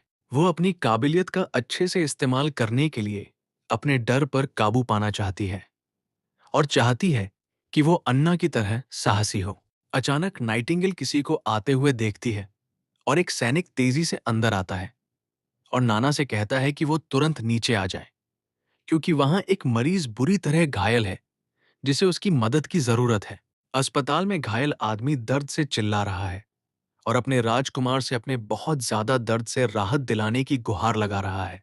वहां सैनिक को देखकर उसकी जिंदगी के लिए बेताब हमारा हीरो परेशान हो जाता है, क्योंकि वो सोचता है कि क्या इस आदमी के जलने के निशान उत्तरी खदानों में स्टीम इंजन की खराबी की वजह से हैं। नाना डर के मारे कांपते हुए मौके पर पहुंचती है। जैसे ही वो जले हुए माइनर के पास पहुंचती है, उसके पिता उसके सिर पर तसल्ली देते हुए थपथपाते हैं। नाना अपने डर को दबा लेती है, तुरंत खुद को शांत करती है और कहती है कि वो आगे बढ़ने के लिए तैयार है। जैसे ही पर्दे उसके चारों ओर खिंच जाते हैं, वो गहरी सांस लेती है, अपनी जादुई शक्ति का इस्तेमाल करती है और उस आदमी को ठीक करना शुरू कर देती है। कुछ ही समय बाद घायल आदमी पूरी तरह ठीक हो जाता है और ताजे खीरे की तरह फ्रेश दिखने लगता है। इस बीच पिता अपनी छोटी बेटी की ठीक होने की क्षमता को पहली बार देखने के बाद सच में हैरान और उस पर गर्व महसूस कर रहा है और इसे किसी चमत्कार से कम नहीं बता रहा है। नाइट ब्रायन खुशी से कहते हैं कि ये सब नाना की वजह से है कि वो भी मौत के मुंह से वापस आ गए हैं। ये सुनकर राजकुमार घबरा जाता है और जल्दी से ब्रायन से शांत रहने को कहता है। वो उसे याद दिलाता है कि जब नाना ने उसे ठीक किया था तो वो अपने पापा को बताए बिना चुपके से बाहर निकल गई थी और वो उसके गुस्से वाले पापा से डील नहीं करना चाहता। अब जब घायल आदमी जाग गया है और पूरी तरह ठीक हो गया है तो उसे यकीन नहीं हो रहा कि वो असल में जिंदा है। प्रिंस रोलैंड ने उसे भरोसा दिलाया कि ये सच है और गर्व से बताया कि नाना, जो चुड़ैलों में से एक है, ने उसकी जान बचाई। उस रात बाद में जब हमारा हीरो अपने कमरे में वापस आता है तो नाइटिंगेल उससे पूछती है कि उसे नाना का राज इतनी जल्दी क्यों बताना पड़ा। और यहीं पर हम उस पल में वापस जाते हैं जब माइनर नाना की असली पहचान जानकर हैरान रह जाता है। वो घबरा जाता है और हर कोई उसे याद दिलाता है कि चुड़ैलें शैतान होती हैं। लेकिन उसके पापा बहुत जल्दी नाराज हो गए और उसे समझाया कि उसकी बेटी किसी शैतान के साथ नहीं थी और उसी ने उसकी जान बचाई थी। अचानक माइनर उठकर बैठ जाता है और छोटी लड़की के सामने घुटनों के बल बैठ जाता है। पहले कहीं अपनी बातों के लिए बहुत माफी मांगता है और अपनी जान बचाने के लिए उसे दिल से धन्यवाद देता है। अभी के समय में हमारी हीरोइन सोचती है कि उसे एक चुड़ैल के रूप में दिखाने का ये सही समय था, ये देखते हुए कि ये कितना अच्छा निकला।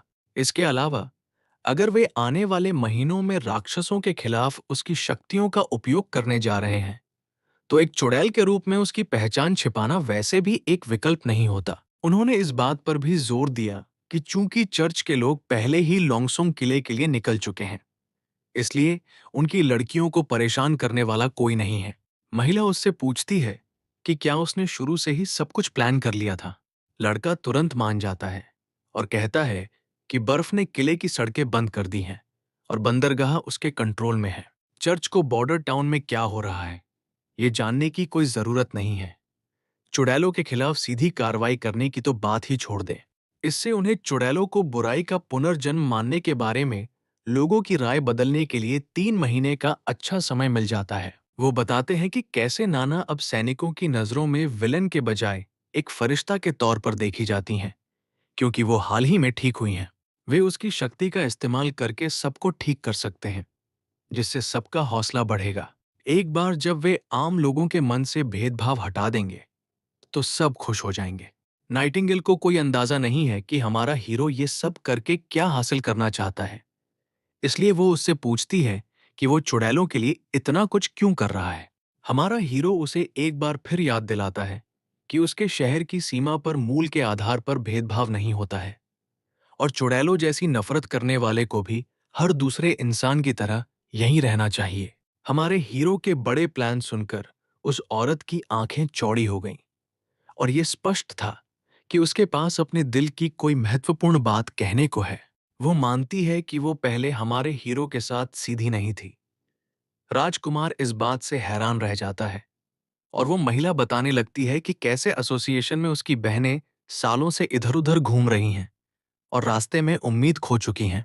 अब वे बस खुश रहने के लिए एक सुरक्षित जगह चाहते हैं, भले ही वो सिर्फ एक महल ही क्यों न हो। पहले तो लड़का उसके कन्फेशन से कंफ्यूज हो जाता है, लेकिन फिर वो ये जानकर हैरान रह जाता है कि वो असल में सभी चुड़ैलों को बॉर्डर टाउन में लाने के लिए तैयार है। लेकिन वो उसे जल्दी से वापस धरती पर ले आती है और चेतावनी देती है कि अगर चुड़ैलें महल में आईं तो उसका सामना चर्च से होगा। लड़का उसे भरोसा दिलाता है कि चर्च का मेन हेडक्वार्टर बहुत दूर है, लेकिन वो उसे वहां पहुंचाने का प्रयास करेगा। अगर उन्हें पता भी चल जाए कि चुड़ैलें बॉर्डर टाउन छोड़कर जा रही हैं तो भी वे सिर्फ उसके लिए ग्रे कैसल तक नहीं जाएंगे। वो पहले से ही चर्च को टक्कर देने के लिए काफी असर जमा करने और एक ऐसी दुनिया बनाने की साजिश रच रहा है जहां चुड़ैलें आम लोगों के साथ रह सकें। उसका सपना है कि वो उस दुनिया को ग्रे कैसल या शायद पूरे किंगडम तक फैला दे। अगला सीन हमें ग्रे कैसल की राजधानी में ले जाता है। वहां सैनिक अपने घोड़ों पर अपनी सड़क पर मार्च कर रहे होते हैं। तभी कैप्टन अचानक सबको रुकने के लिए चिल्लाता है। ये आदमी बहुत खुश दिखता है क्योंकि वे आखिरकार कैसल में लौटते हैं। कैसल के अंदर के लोग आतिशबाजी से आसमान को रोशन कर देते हैं और उस आदमी का स्वागत करते हैं जो एक बार फिर शहर में आने वाला है। गेराल्ड विंबलडन, ग्रे कैसल का पहला राजकुमार। ये देखना मजेदार है कि इन बेवकूफों के पास पटाखे बनाने के लिए विस्फोटक सामग्री है, भले ही हमारे हीरो को समाज में बारूद का आविष्कार किए हुए कुछ ही अध्याय हुए हैं। गेट नीचे आ जाते हैं और प्रिंस गैरल्ड अपने क्रू के साथ शहर में चले जाते हैं। अंदर आते ही वो सीधे मुद्दे पर आता है और सबको बताता है कि वो अपने पिता से अपना हक लेने आया है। तीन शातिर लोग आते हैं, अपने राजकुमार के सामने झुकते हैं और बताते हैं कि उन्हें जो काम दिया गया था वो उन्होंने पहले ही कर लिया है। फिर प्रिंस गैराल्ड पूछते हैं कि क्या वे प्लान के मुताबिक राजा के रॉयल गार्ड्स को बाहर निकालने में कामयाब हो गए हैं। नौकर ने माना कि कुछ दिक्कतों की वजह से प्लान में रुकावट आई है और वे सिर्फ राजा के कमरे में गार्ड को ही बदल पाए हैं। आदमी ने चिंता को ये कहते हुए टाल दिया कि जब तक वो और उसका क्रू महल में जा सकते हैं तब तक सब ठीक है। नौकर ने उसे तुरंत भरोसा दिलाया कि कोई भी उनकी एंट्री को नहीं रोकेगा। फिर बूढ़े आदमी ने बताया कि प्रिंस गेरल्ड का भाग्य तारा, स्वर्ग का तारा, इक्विनॉक्स को छोड़ रहा है और लगभग 4 महीने में इस हेमिस्फीयर से चला जाएगा। वो पूछता है कि क्या गेराल्ड को याद है कि वो स्टार एक्टिविटी किस बात का प्रतीक है। गेराल्ड के मन में अपने छोटे भाई बहनों के साथ खेलने की बचपन की यादें ताज़ा हो जाती हैं। फिर वो असलियत में वापस आता है और मानता है कि वो पहले से ही जानता है कि उन तारों का क्या मतलब है। इसका मतलब है कि वो अपने पिता के दिए चैलेंज के नियम तोड़ने के लिए तैयार है और प्रिंस गेराल्ड ग्रे कैसल की गद्दी संभालेंगे। राजा के कमरे के बाहर राजकुमार को एक अजीब सी गंध आती है और वो अपने नौकर से खून की अजीब गंध के बारे में पूछता है। बूढ़े आदमी ने बताया कि राजा ने एक नौकरानी को बुलाया था जिसने देखा कि स्टाफ के जाने के बाद वो बदल गई, इसलिए उन्हें उससे छुटकारा पाना पड़ा। लगता है कि चीजें दिलचस्प होती जा रही हैं क्योंकि राजा महिलाओं के आसपास तब से नहीं रहे हैं जब से उनकी मां गुजर गई हैं। जैसे ही वो अंदर जाने वाला होता है वहां कोई गार्ड पेट्रोल नहीं होता, जिससे घूमना फिरना आसान हो जाता है। राजकुमार इस बात पर मजाक नहीं उड़ाता कि वो चूहे की तरह चुपके से अंदर आ रहा है, जो उसकी चतुराई को दर्शाता है। वह अपने पिता के साथ राजगद्दी के बारे में बात करने के लिए गर्व से यहाँ आए हैं, लेकिन अगर बात करने से बात नहीं बनती है तो वो कुछ और करने की कोशिश करेगा।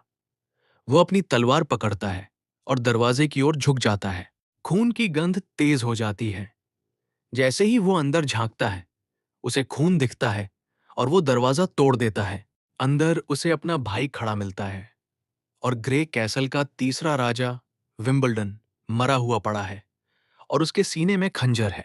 इसके पीछे का हत्यारा ग्रे कैसल का दूसरा राजकुमार टिमोथी विंबलडन है, जो अपने अपराध को छिपाने की कोशिश कर रहा है। अपने बड़े भाई को देखकर टिमोथी का कहना है कि वो ऐसा नहीं करना चाहता था, लेकिन उसके पास कोई चारा नहीं था। जैसे पहले राजकुमार के पास यहां आने के अलावा कोई चारा नहीं था।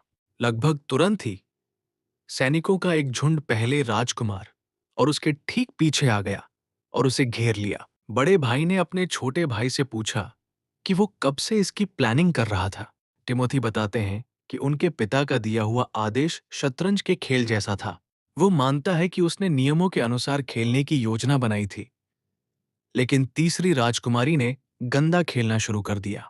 उन्होंने गेराल्ड को एक गंदा खिलाड़ी भी बताया और कहा कि पहला राजकुमार अपने ज्योतिषी चमचे की सलाह के बिना पूरे राज्य से राजधानी तक नहीं दौड़ा होगा। लगता है उसके नौकर ने भी पहले राजकुमार को धोखा दिया है। हालांकि बूढ़े आदमी ने साफ किया कि उसने झूठ बोला था। जब आसमान इक्विनॉक्स से हटता है तो ये उस साधक का प्रतीक है जो अपना रास्ता भटक गया है, लेकिन ये पतन की भी भविष्यवाणी करता है। पहला राजकुमार नाराज हो जाता है और अपने छोटे भाई पर चिल्लाता है। उसे याद दिलाता है कि वो राजा का पसंदीदा बेटा था, जिसे राजा ने सारे फायदे दिए थे। फिर भी उसने उनके पिता को मार डाला। जवाब में टिमोथी बेशर्मी से मुस्कुराता है और पहले राजकुमार के दोगलेपन की ओर इशारा करता है, क्योंकि अगर बात नहीं बनी तो क्या वो भी राजा को मारने के लिए वहां था। पहला राजकुमार कांपता है, शायद अपने भाई को इतनी बेरहमी से सच बोलते देखकर वो टिमोथी से पूछता है कि क्या उसने जानबूझकर उसे भी यहां बुलाया था ताकि उससे भी छुटकारा पा सके। टिमोथी ने बस कंधे उचकाए और कहा कि उसने अपने बड़े भाई को मारने के लिए रुककर अपनी बहन का सामना करने का प्लान नहीं बनाया था। वो इस बात से काफी प्रभावित हैं कि उनकी बहन ने भी डिक्री लिखे जाने से पहले ही ये सब देख लिया था। यहां तक कि टिमोथी ने यह भी बताया कि वो इस शाही आदेश को जल्दी खत्म करना चाहते हैं क्योंकि उनका वैलेंसिया उनकी बहन के क्लियर वाटर पोर्ट जैसा शहर नहीं है जो खरगोशों की तरह योद्धाओं को पाल रहा है। उसे एक बड़ी आर्मी चाहिए जिससे वो अपनी बहन को चैलेंज कर सके, और ये तभी मुमकिन है जब वो ग्रे कैसल का क्राउन पहने। पहला राजकुमार गुस्से में आकर अपने भाई पर हमला कर देता है, लेकिन सैनिक तुरंत बीच बचाव कर देते हैं। उनमें से एक ने पीछे से उस पर भाले से हमला किया, जिससे वो अपने छोटे भाई के सामने घुटनों के बल बैठ गया। टिमोथी शैतानी तरीके से अपने भाई को बताता है कि राजा को मारने के लिए उसे फंसाया जाएगा और हत्यारा करार दिया जाएगा, और उसे अपने जुर्म के लिए गिलोटिन की सजा भी दी जाएगी। सैनिक पहले राजकुमार को पकड़ लेता है, लेकिन वो विरोध करता रहता है, पूछता है कि क्या टिमोथी को उसे जज करने का अधिकार भी है, और सबके सामने टिमोथी के गुनाहों को सबके सामने लाने की कसम खाता है। लेकिन टिमोथी ने अपनी सारी तैयारी कर ली है। उसने साइलेंसर नाम का एक पोशन तैयार किया है। एक बार कोई इसे पी ले तो वो एक शब्द भी नहीं बोल पाएगा। अपने भाई को मारने के बाद टिमोथी दुख में डूबे व्यक्ति की भूमिका को बखूबी निभाने की योजना बनाता है। सिंहासन के लिए कोई और लाइन में न होने के कारण वो बिना किसी परेशानी के राजा बन जाएगा। वो आगे अपने भाई से कहता है कि वो अपनी बहन को उस भयानक अंजाम के लिए श्राप दे जिसका सामना उसे करना है, जबकि पहले राजकुमार के दिमाग में एक बार फिर से एक याद कौंध जाती है और सैनिक जेराल्ड को घसीटते हुए उस जगह से बाहर ले जाते हैं। पहले राजकुमार को धोखा देने वाली चालाक लोमड़ी टिमोथी को राजा कहना शुरू कर देती है और ताज को अपना बताती है। टिमोथी उस आदमी को अच्छे काम के लिए जुबानी तौर पर हाई फाइव देता है, लेकिन फिर वो एक जहरीली गोली निकालता है और आदमी से कहता है कि अगर वो बाद में धोखा नहीं देना चाहता तो उसे निगल लें। टिमोथी अपने पिता को देखता है और अपनी आंखों के सामने उन्हें मरा हुआ देखकर निराशा में दांत पीसता है। ये सीन अतीत में वापस ले जाता है, जब टिमोथी ने राजा गेरल्ड को बताया कि वो जबरदस्ती ताज छीनने के इरादे से राजधानी जा रहा है। टिमोथी ने पूछा कि क्या राजा के पास इसे रोकने का कोई प्लान है। राजा बस पागलों की तरह मुस्कुराया, कंफ्यूज होकर। अगले ही पल राजा ने एक खंजर निकाला, पूरी ताकत से घुमाया और उसे अपनी छाती में घोंप लिया, और टिमोथी की आंखों के सामने तुरंत मर गया। इन सब के बीच में टिमोथी गुस्से में है और ये पता लगाने की कोशिश कर रहा है कि ताज की लड़ाई में कौन परेशानी खड़ी कर रहा है। वो उस कमीने को ढूंढने और उन्हें ये दिखाने पर अड़ा हुआ है कि जब आप रॉयल्टी से पंगा लेते हैं तो क्या होता है। लगता है कि जो महिलाएं पहले राजा से मिलने गई थीं वे इस गड़बड़ में शामिल होंगी और अपनी भूमिका निभाएंगी। हम बॉर्डर टाउन कैसल में वापस आ गए हैं, जहां आजकल सब कुछ बहुत ठीक चल रहा है। खदानों में स्टीम इंजन का प्रोटोटाइप ठीक हो गया, कोई दुर्घटना नहीं हुई और राक्षसों ने भी कोई परेशानी नहीं पैदा की। हमारा हीरो आराम कर रहा है, सोच रहा है कि शहर और इकोनॉमी को कैसे बूस्ट किया जाए और उसका खाली वॉलेट फिर से कैसे भरा जाए। लेकिन तभी अचानक बुरी खबर के साथ रात में घुसकर उसका चैन का पल खराब हो जाता है, जो उसकी जिंदगी को एक नए मोड़ पर ले जाता है। दीवारों के बाहर राक्षसों का एक बड़ा झुंड उमड़ रहा है। बॉर्डर पर दीवार के नीचे बहुत सारे मॉन्स्टर जोर जोर से चिल्ला रहे हैं। ऊपर सैनिक इतनी बड़ी संख्या देखकर घबरा गए हैं, और वैनर को मत भूलिए, वो बस एक आम माइनर था जो सिर्फ अंडे खाने के लिए आर्मी में शामिल हो गया था। जानवरों में से एक दीवार पर हमला करता है और पूरी ताकत से सीधे उस पर वार करता है, जिससे पूरी दीवार हिल जाती है और इससे दीवार को काफी नुकसान भी होता है। लेकिन मॉन्स्टर तुरंत जमीन पर गिर जाता है और भेड़िए जैसे मॉन्स्टर नीचे गिरने लगते हैं। मार्चिंग हंटर आयरन एस जल्दी से सभी को अपने भाले तैयार करने के लिए कहता है। जैसे ही सही भेड़िए उनके ऊपर आते हैं, डरा हुआ वैनर हिम्मत जुटाता है और कैप्टन के कहने पर उन जानवरों को चाकू मार देता है। भेड़ियों में से एक ऊपर चढ़ने में कामयाब हो जाता है, लेकिन कैप्टन तेजी से अपनी बंदूक निकालता है और राक्षस का दिमाग उड़ा देता है। तुरंत खतरे से निपटने के बाद आयरन एस ने सभी को फोकस रखने और आगे क्या होने वाला है इस पर नजर रखने के लिए कहा। अचानक एक सैनिक चिल्लाता है क्योंकि उसके पेट में गहरी चोट लगी है और उसे तत्काल चिकित्सा सहायता की आवश्यकता है। उनकी आंतें बाहर निकलती देख वैनर अंदर तक डर जाता है। आखिरकार नाइट और प्रिंस मौके पर पहुंचते हैं। नाइट वैनर से कहता है कि वो शांत रहे और अपनी ट्रेनिंग को याद रखे। जैसे ही सैनिक को होश आता है, वो होश में आता है और दूसरों को घायल सैनिक को अस्पताल ले जाने का आदेश देता है, जबकि बाकी सब अपनी जगह पर डटे रहते हैं और दीवार के नीचे राक्षसों से लड़ते हैं। वैनर को इतना अनुशासन दिखाते हुए देखकर राजकुमार मुस्कुराए बिना नहीं रह सका। उन्हें खुशी है कि अंडे खाने की उनकी सारी मेहनत सेना को ट्रेनिंग देने में बेकार नहीं गई।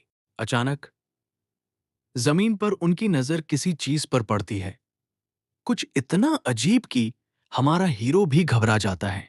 शिकारी भी उतना ही डरा हुआ है और जल्दी से अपनी बंदूक निकालता है और कहता है कि आज के लिए वे सच में मुसीबत में पड़ गए हैं। इस विशालकाय जीव को देखकर हमारे हीरो का दिमाग घूम रहा है। ये एक घिनौना जीव है जो जीव विज्ञान के सभी नियमों को तोड़ता हुआ प्रतीत होता है। उसने कभी नहीं सोचा था कि उसका सामना ऐसे म्यूटेंट मॉन्स्टर से होगा जो इतना खतरनाक और शक्तिशाली है। सैनिक उस विशालकाय पर तीरों की बारिश करते हैं, लेकिन ये टैंक पर टूथपिक चलाने जैसा ही है। तीर उसकी मोटी पहाड़ जैसी ढाल से टकराकर उछल जाते हैं। वे अपने लीडर की तरफ देखते हैं, पूछते हैं कि उन्हें अब क्या करना चाहिए। इस बीच राक्षस आगे बढ़ता रहता है और उसके हर कदम से पूरी जमीन हिलती है, ये महसूस करते हुए कि उन्हें और ज्यादा फायर पावर की जरूरत है। हमारा हीरो अपने क्रू से अपनी बंदूकें तैयार रखने को कहता है। जब मॉन्स्टर काफी पास आ जाता है तो वे ब्लास्टिंग शुरू कर देते हैं और अपनी सुरक्षा के लिए हर संभव प्रयास करते हैं, लेकिन ये उतना ही असरदार है जितना कि वाटर गन से टीरेक्स को रोकने की कोशिश करना, जो एक असंभव कार्य है। जब बंदूकें भी इस राक्षस के सामने कुछ नहीं कर पाती हैं, तो सैनिक घबरा जाते हैं। राजकुमार ने तुरंत उन्हें शांत रहने को कहा और वाइस कैप्टन वैनर को कुछ लोगों को इकट्ठा करने और स्टोरेज से डायनामाइट लाने का आदेश दिया।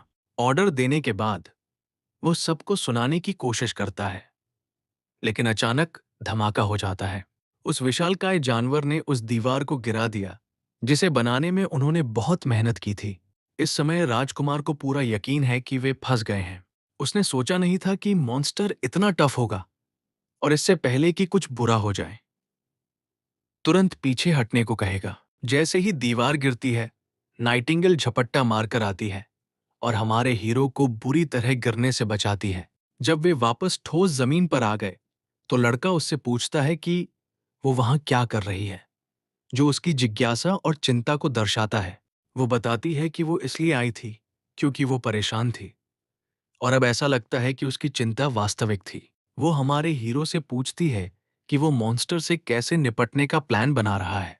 वो उसे यकीन दिलाता है कि उसके पास अभी भी कोई चाल है और ठीक इशारे पर वैनर हाथ में डायनामाइट लेकर वापस आता है। हमारा हीरो कूद पड़ता है और वैनर पर चिल्लाता है कि वो फ्यूज जला दे और डायनामाइट को राक्षस के पैरों के नीचे फेंक दे। इस बीच बेचारा वैनर इस जिंदगी और मौत की हालत में घबरा रहा है। आखिर में वो फ्यूज जलाता है, डायनामाइट नीचे रखता है और फ्यूज के सिजिंग करने के दौरान वहां से भाग जाता है। जैसे ही वो फ्यूज जलता है, बूम, पूरी जगह एक जोरदार धमाके से हिल जाती है जो राक्षस के पेट में सीधा लगता है। जब सभी लोग मॉन्स्टर को बेजान होकर जमीन पर गिरते देखते हैं तो वे जीत के लिए मूव्स करने लगते हैं।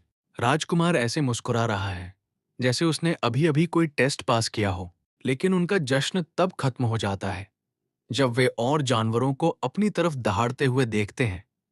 भले ही वे आम बूढ़े जानवर ही हों, लेकिन वे बहुत ज्यादा हैं। सैनिक अपनी शील्ड उठाने के लिए हाथापाई कर रहे हैं और हमारा हीरो वहीं खड़ा है, अनजान और घबराया हुआ। सुअर अचानक दहाड़ता है और सीधे उनके ग्रुप पर हमला कर देता है। जमीन पर लेटे एक सैनिक को अपनी आंखों पर यकीन नहीं हो रहा था जब उसने इस लड़की को लड़ाई में उतरते देखा। लेकिन ये कोई आम लड़की नहीं है, ये अन्ना है। और वो कोई आम महिला नहीं है। और बेहतर होगा कि तुम इस बात को अपने दिमाग में बिठा लो। ऐना राक्षस को घूरती है, कोई डर नहीं दिखाती। वो अपनी शक्तियों का इस्तेमाल करती है और सुअर पर आग फेंकती है। आग की लपटें निशाने पर लगी, जिससे सुअर जिंदा जल गया। हमारे हीरो का जबड़ा खुला रह गया। वो जो देख रहा था उससे पूरी तरह हैरान था।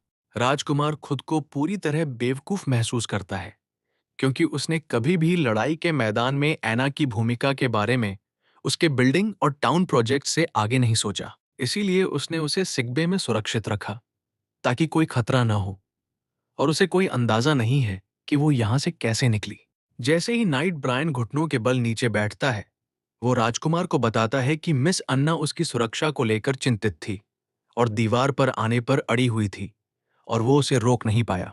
असल में हमारे हीरो ने नाना की काबिलियत का इस्तेमाल करके लोगों की राय को चुड़ैलों के पक्ष में करने का प्लान बनाया था। और जब ज्यादा लोगों ने चुड़ैलों को मान लिया, तो हमारे हीरो चाहते थे कि अन्ना का वजूद सबके सामने आए। लेकिन ऐसा लगता है कि बात पहले ही सामने आ चुकी है। लड़का जल्दी से ब्रायन को अन्ना को खतरे से बचाने का आदेश देता है और वो नाइटिंगेल को भी ऐसा ही करने का निर्देश देता है। इस बीच एना कॉन्फिडेंस के साथ आगे बढ़ती है और सैनिक उसे बचाने के लिए उसके चारों ओर इकट्ठा हो जाते हैं। पक्के इरादे से एना अपने हाथ ऊपर उठाती है। आग की लपटें जलने लगती हैं और वो दीवार के छेद में आग की एक दीवार बना देती है, जिससे मॉन्स्टर्स आगे नहीं बढ़ पाते। हमारा हीरो अन्ना के आग के शो की शान से पूरी तरह हैरान है, लेकिन आग से राक्षस निकलते रहते हैं। लड़के की नजर अन्ना से मिलती है और उसी पल राजकुमार समझ जाता है कि क्या करना है। वह तुरंत बंदूक से नाइट का हाथ पकड़ लेता है और मॉन्स्टर्स पर गोली चलाना शुरू कर देता है, सीधे उनके सिर पर निशाना साधता है। अपने राजकुमार को एक्शन लेते देखकर सब चौंक जाते हैं। हमारा हीरो अपनी बंदूक उठाता है, सैनिकों को अपने भाले तैयार करने और आगे बढ़ने के लिए कहता है। जब वो उन्हें अपनी दीवार और अपने बॉर्डर टाउन की रक्षा करने का आदेश देता है, तो उसकी तीखी आवाज माहौल में गूंज उठती है। भीड़ अपने शहर को बचाने के लिए सच में जोश में आ जाती है और हर कोई उन जानवरों को मारने के लिए तैयार रहता है। थोड़ी देर बाद बचा हुआ आखिरी भेड़िया तीरों का एक गुच्छा लेकर बेजान होकर जमीन पर गिर जाता है और आखिरकार सैनिकों को अपनी जीत का मजा लेने देता है। नाइट मैदान पर अपने सफल डिफेंस से पूरी तरह हैरान है। लेकिन तभी राजकुमार को अचानक अन्ना की याद आ जाती है और वो अपना आपा खोने लगता है, क्योंकि वो इतना बिजी था कि वो उसे लगभग भूल ही गया था। उसे चिंता है कि वो सिविलियन आर्मी को उसके डायन होने के बारे में कैसे समझाएगा। जब वो घबराकर उसे ढूंढता है, तो उसे कुछ हैरानी वाली बात नजर आती है और वो अपने अगले कदम के बारे में सोचता है। हर कोई उसके प्रति सम्मान दिखा रहा है, उसे शैतान का पुनर्जन्म या कुछ और कहने के बजाय। राजकुमार को आम लोगों के इस अचानक रवैये के बारे में लगभग कुछ पता नहीं है। भले ही उसकी आग जैसी शक्ति ने उसे डरा दिया था, लेकिन ऐसा लगता है कि इससे उसे दूसरों का भी भरोसा और शुक्रिया मिला है।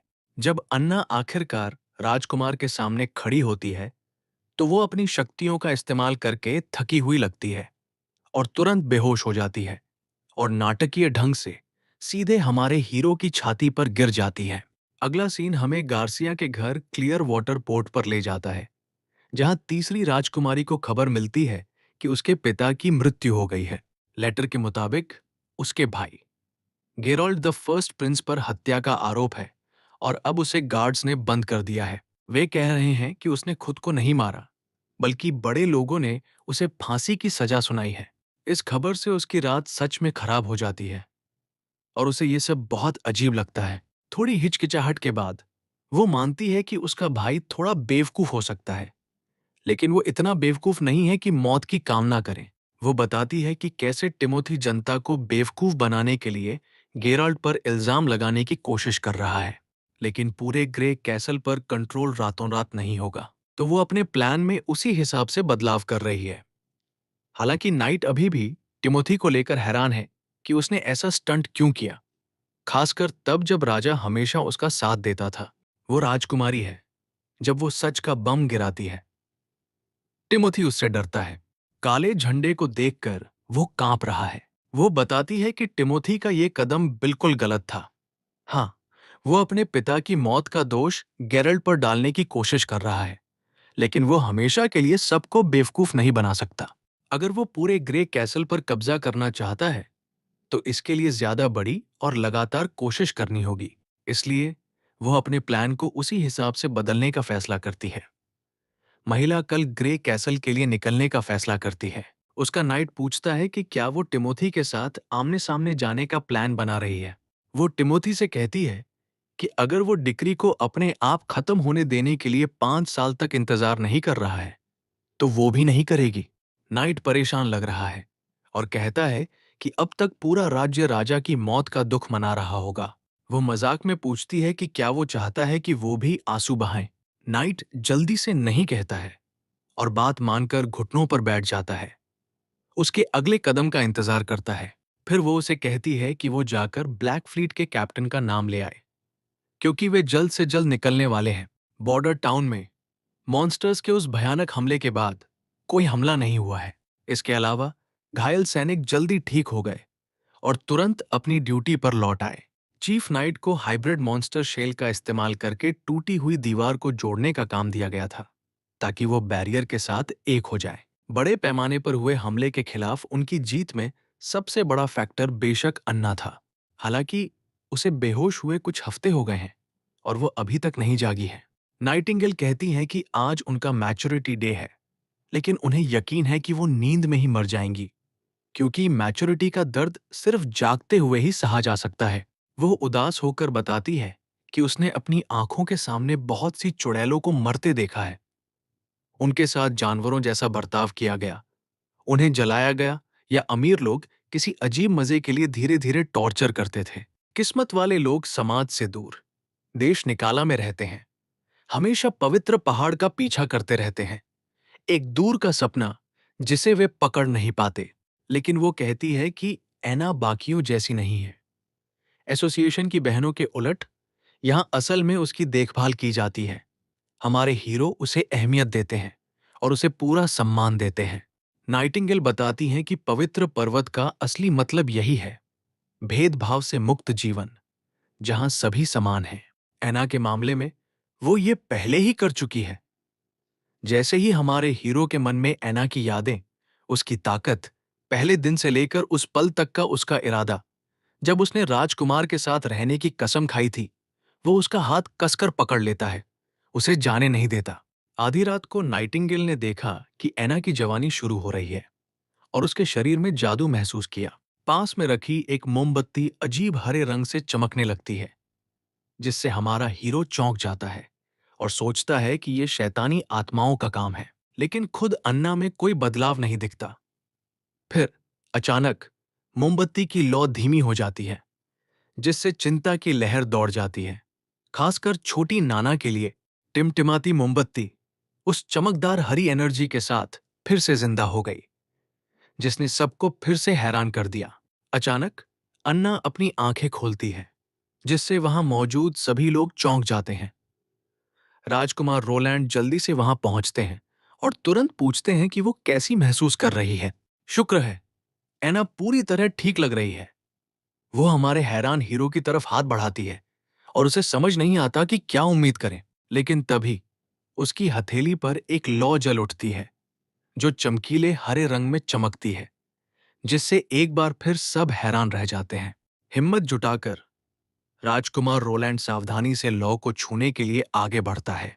जैसे ही वो ऐसा करता है, सीन ऑफिस में शिफ्ट हो जाता है, जहां हम अपने हीरो का हैरान चेहरा देखते हैं। वो ये सुनकर हैरान रह जाता है कि नाइटिंगेल ने बॉर्डर टाउन छोड़ने का फैसला कर लिया है। वो कहती हैं कि अन्ना न सिर्फ जाग गई, बल्कि राक्षसों के कब्जे से भी बच गई, जो पूरी तरह से अप्रत्याशित और अस्पष्ट था। उनका कहना है कि उन हरी लपटों के साथ अन्ना की नई काबिलियत अब पूरी तरह से उनके कंट्रोल में है और उनके दिमाग के साथ पूरी तरह से सिंक हो गई है। अन्ना जब चाहें इसकी गर्मी को एडजस्ट कर सकती हैं, इसे मैनिपुलेट कर सकती हैं, और जब चाहें इसे 5 मीटर के दायरे में भी ले जा सकती हैं। लेकिन वो अभी भी इस बात को लेकर कंफ्यूज है कि अपने सुपर स्ट्रॉन्ग मैजिक के बावजूद उसने उस दर्दनाक अनुभव से कैसे बचा। उस आदमी को लगता है कि शायद बॉर्डर पर अपना सारा मैजिक इस्तेमाल करने के बाद उसका मैजिक टैंक खाली हो गया होगा, जिससे शायद डेविल का दर्द कम हो गया होगा। आप जानते हैं, चुड़ैलें जादू की चीजों के बारे में होती हैं, क्योंकि चुड़ैलों को अपनी शक्तियों को आम लोगों से छिपाना पड़ता है, इसलिए सारी जादुई एनर्जी उनके अंदर जमा हो जाती है। तो जब वे मैच्योरिटी पर पहुंचते हैं, तो अचानक ये जादू के कुकर जैसा प्रेशर होता है जो उन्हें तकलीफ देता है। नाइटिंगेल भी उसकी लॉजिक थ्योरी देखकर हाँ में सिर हिलाती है और तय करती है कि उसे तुरंत एसोसिएशन वापस जाना होगा। सर्दियां आ रही हैं और जा रही हैं। जल्द ही बहुत सारी चुड़ैलें प्यूबर्टी में आ जाएंगी। वह कसम खाती है कि वो बचे हुए लोगों को वापस प्रिंस रोलैंड के शहर ले आएगी और उम्मीद करती है कि वो उनका भी वैसे ही ख्याल रखेगा जैसे उसने ऐना का रखा था। लेकिन प्रिंस ने रोलैंड से कहा कि वो वहीं रुके, शायद तब तक इंतजार करे जब तक शैतान दिखना बंद न हो जाए और मौसम ठीक न हो जाए। नाइटिंगेल मुस्कुराती हैं और कहती हैं कि एक दिन पहले एसोसिएशन में पहुंचने से भी जान बच सकती है। इसके अलावा वह उसे भरोसा दिलाती है कि राक्षस उसे ढूंढ नहीं पाएंगे, इसलिए वो जाने के लिए तैयार है।